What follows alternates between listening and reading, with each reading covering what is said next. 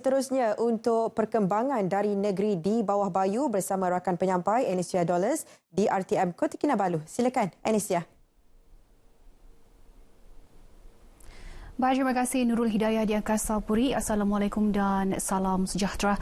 Sabah melancarkan pakej bantuan COVID-19 berjumlah RM670 juta hari ini. Pakej berkenaan merangkumi 15 langkah untuk membantu meringankan beban pelbagai lapisan masyarakat yang terjejas akibat wabak itu.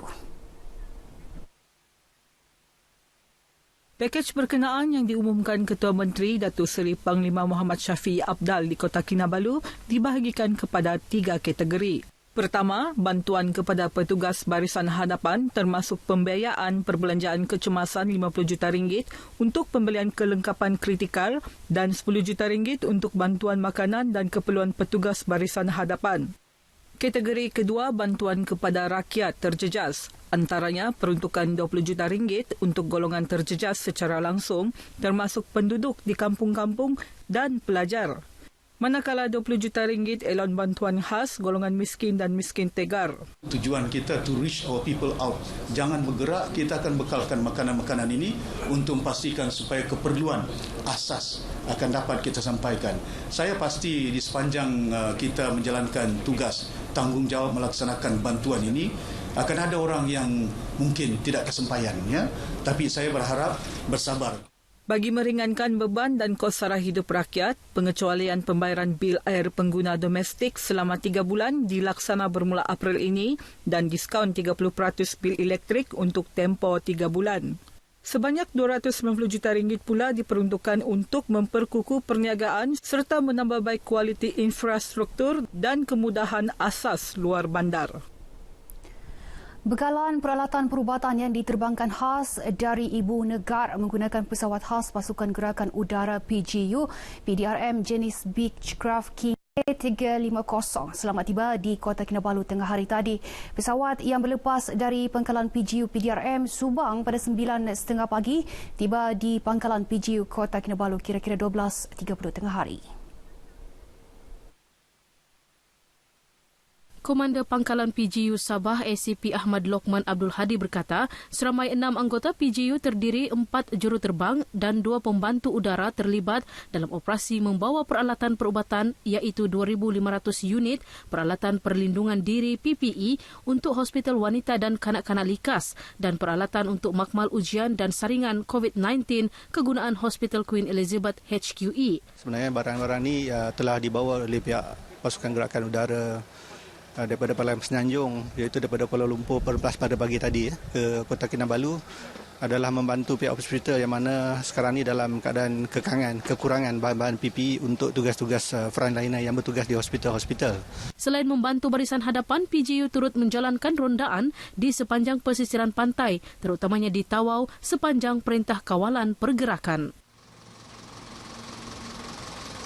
Bantuan perubatan yang diterbangkan khas dari Semenanjung pada hari ini dengan menggunakan pesawat pasukan polis di Raja Malaysia telah pun tiba di pangkalan pasukan gerakan udara polis di Raja Malaysia pada hari ini 12.30 tengah hari sebentar tadi. Dan saya difahamkan bahawa bantuan perubatan ini lebih kurang dalam 160 kg berat dan juga lebih kurang dalam 25 kotak yang mana di dalam kotak itu terdapat bantuan perubatan seperti PPE dan sebagainya.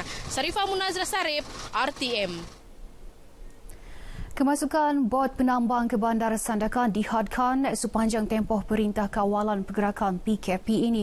Ketua Polis Daerah Sandakan ACP Muhammad Azhar Hamid berkata kebenaran masuk hanya akan diberikan untuk tujuan mendesak seperti mendapatkan rawatan perubatan dan barang keperluan. Mereka yang mempunyai urusan lain tidak dibenarkan dan akan diarahkan balik oleh anggota keselamatan bertugas menjalankan pemantauan di perairan berkenaan. Kita terkesan satu kumpit yang daripada Filipina telah memasuki perairan negeri Sabah ini untuk melakukan transshipment. Namun arahan telah dikeluarkan oleh kerajaan untuk memastikan kumpit-kumpit yang datang daripada Filipina ini diarahkan untuk balik. Dan pihak kami telah mengarahkan kumpit itu balik dan kami escort. ACP Azhar ditemui selepas pemantauan di sekitar perairan Sandakan bersama pasukan Polis Marin Sandakan dan APMM Sandakan. Dalam pada itu katanya kadar pematuhan PKP disandahkan melebihi 90%. Sekatan Jalan Raya, pemantauan di kawasan perairan dan aktiviti hebahan akan diteruskan, khususnya melibatkan penduduk pesisiran pantai untuk memastikan kadar pematuhan terus dipertingkat. Dalam perkembangan sama, Pusat Kawalan Operasi COVID-19 Daerah Tambunan mengetatkan kawalan pergerakan keluar masuk orang awam ke daerah berkenaan. Ini termasuk mengenal pasti jalan tikus yang digunakan oleh individu yang mengelak untuk melalui pemeriksaan. Pegawai Daerah Tambunan yang juga pengerusi Pusat Kawalan Operasi COVID-19 Daerah, Jumain Abdul Ghani berkata, beberapa kawasan baharu yang sesuai dijadikan lokasi sekatan jalan raya sudah dikenal pasti. Di mana sebelum ini di tempat lain kita telah ubah dan ada beberapa jalan yang kita tutup. Tujuan dia untuk memudahkan pihak PDRM Tentera, KKM dan rela mengawal jalan berkenaan dari arah Keningau dan Kota Kinabalu daripada memasuki daerah Tambunan. Terdahulu, Mesyuarat Jawatan Kuasa Pusat Kawalan berkenaan mencadangkan agar asrama Kompleks Sukan Tambunan dijadikan pusat karantin COVID-19 dan ia dipersetujui pihak Hospital Tambunan.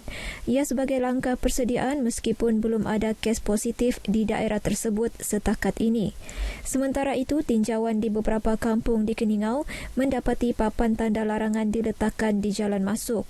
Bukan kita tidak menerima saudara-saudari ataupun keluarga-keluarga daripada luar untuk datang pergi di kampung, tetapi untuk mencegah adalah lebih baik kita hadkan dulu kita punya pergerakan. Kita menasihatkan kan supaya orang luar tidak dibenarkan masuk ke kawasan perkampungan. Begitu juga dengan masyarakat kampung supaya bekerja sama. Sentiasa duduk dalam rumah. Memasang signboard yang menyatakan orang luar tidak dibenarkan masuk, terutama sekali kepada penjual-penjual ikan dan penjual daging, dan juga pembeli besi buruk di kampung ini, dan juga sesiapa yang ada saudara dari luar, kami tidak akan benarkan untuk masuk. Selaras dengan perintah kawalan pergerakan Stay at Home, duduk di rumah dan jangan keluar. Sekian berita dari Sabah petang ini, kembali bersama Nurul Hidayah di Angkasa Puri. Silakan Nurul. Baik, terima kasih Inisia langsung dari Sabah. Baik, saudara.